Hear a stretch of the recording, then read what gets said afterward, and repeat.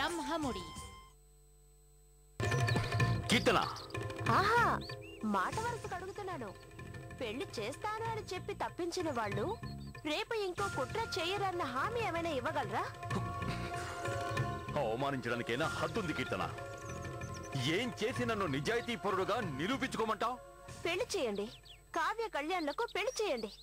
ఆ పెళ్లి ఎలాంటి డిస్టర్బెన్స్ లేకుండా జరిగితేనే నేను మీరు చెప్పిన దాన్ని నమ్ముతాను. అంతవరకు నేను నమ్మను.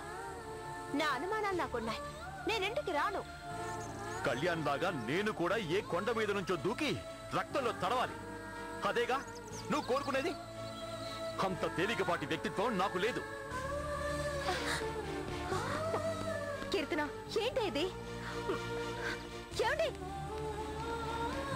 ఏమండి? ఏంటండి ఇది? ఇంతే. ఇంతకు మించి కీర్తనతో మాట్లాడటానికి, తనను ఒప్పించడానికి నా దగ్గర ఏ భాష లేదు, భావము లేదు. అన్నింటికీ మించి సహనం లేదు.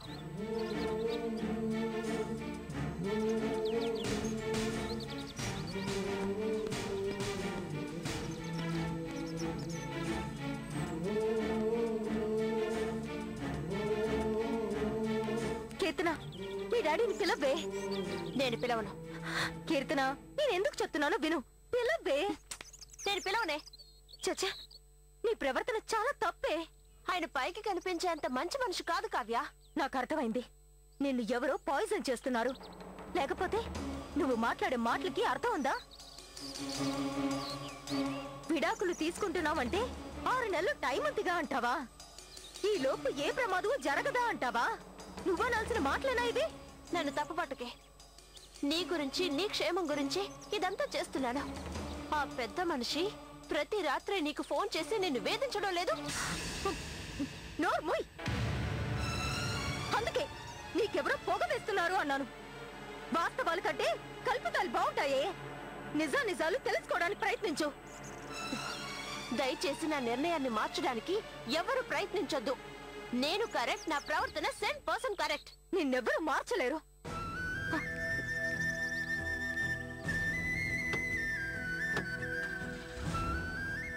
తక్కువదానా, ఇదంతా నీకోసమే చేస్తున్నానే.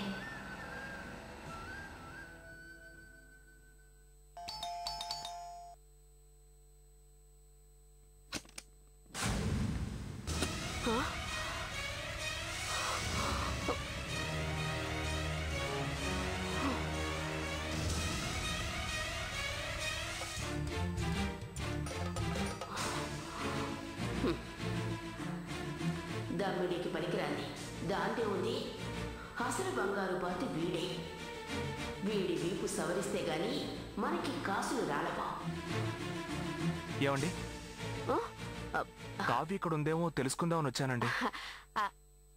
అక్కడే నిలబడిపోయావే. రా బాబు, రా లోపలికి రా, కూర్చో. అరేరే, ఎంత చిక్కిపోయావు. కూర్చో. పర్వాలేదండి. ఏమిటలా మొహమాట పడుతున్నావు? మేమేమైనా కొత్త వాళ్ళమా?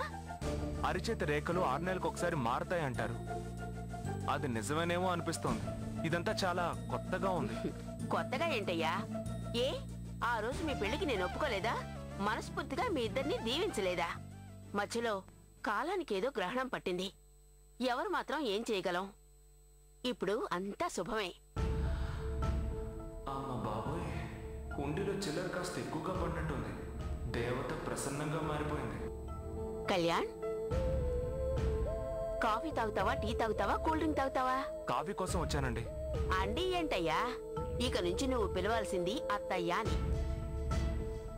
నువ్వు అలా పిలిస్తేనే నేను అల్లుడు గారు అనగలను. కావ్య పెరట్లో ఉంది. పాపం ఇంకా తికమకల్లో ఉంది. వెళ్ళి ఓదార్చి మన దారిలోకి తీసుకురా. థ్యాంక్స్ అండి. ఏంటి అల్లుడు గారు ఇంకా అండి అంటున్నారు? అత్తయ్య అనాలి. అలాగే అత్తయ్య.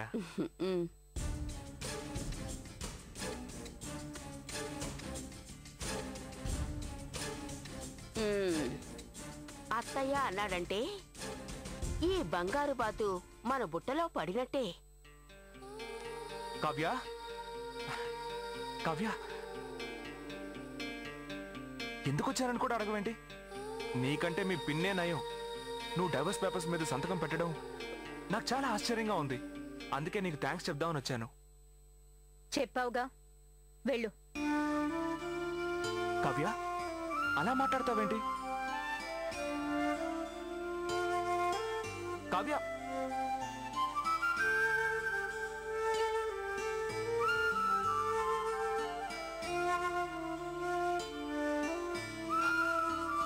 నువ్వు ఇలా మాట్లాడతావని నేను అస్సలు ఎక్స్పెక్ట్ చేయలేదు. కావ్య, ఇది దేవుడు మనకిచ్చిన గొప్ప అవకాశం. నువ్వు నా కోసం పుట్టిన దానివి, నేను నీ కోసమే ఎదురు చూస్తున్నవాణ్ణి. మనిద్దరిని కలిసి బతకమని ఆ దేవుడు మనల్ని ఇలా ఆశీర్వదించాడు. మన ప్రేమ నిజమైంది కాబట్టే మనమిద్దరం మళ్ళీ ఒకటవబోతున్నాం.